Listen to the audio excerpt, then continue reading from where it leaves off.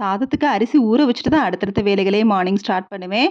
கொஞ்சமா காலிஃப்ளவர் இருந்துச்சு. அத வேஸ்ட் பண்ண மனசில்ல. அது ஒரு காயும், முட்டையும் ஒரு காயா வச்சுக்கலான்னு சொல்லிட்டு, காலிஃப்ளவரோட பச்சை பட்டாணியும் சேர்த்து வந்து குக் பண்ணிடலான்னு சொல்லி பச்சை பட்டாணியும் ஒரு பக்கம் வேக வச்சுட்டேன். மார்னிங் பிரேக்ஃபாஸ்ட்டுக்கு சாம கிச்சடி தான் பண்ண போறேன். அதனால சாமரிசி ஒரு 1/2 மணி நேரம் ஊறட்டும். அதையும் ஊற வச்சுட்டேன். லஞ்சுக்கு தட்டப்பயிறு குழம்பு தான் ரெடி பண்ணேன். அதையும் வந்து குக் பண்ணிட்டேன். முடிஞ்ச அளவுக்கு வந்து அதே பாத்திரத்திலேயே மாத்தி மாத்தி குக் பண்ணா, நம்ம கழுவி கழுவி வந்து யூஸ் பண்றப்ப நம்மளுக்கு அதிகமா வந்து பாத்திரம் சேராது. ஸோ அந்த மாரி தான் இந்த ஒரு பேன வச்சே நான் எல்லாத்தையும் குழம்பு, காயின்னு வச்சுட்டேன். காலிஃப்ளவருக்கு ஒரு பேன்ல எண்ணெய் ஊத்தி, சோம்பு, கொஞ்சமா இஞ்சி பூண்டு பேஸ்ட்டு, பெரிய வெங்காயம் நீளவாக்குல கட் பண்ணது சேர்த்து, கொஞ்சமா மிளகாய் தூள், மஞ்சள் தூள், கரம் மசாலா தூள் சேர்த்து, காலிஃப்ளவரையும், பட்டாணியையும் போட்டு, அப்படியே வந்து வதக்கி விட்டுட்டு கடைசியா மிளகுத்தூள் போட்டு இறக்கிற வேண்டியதா.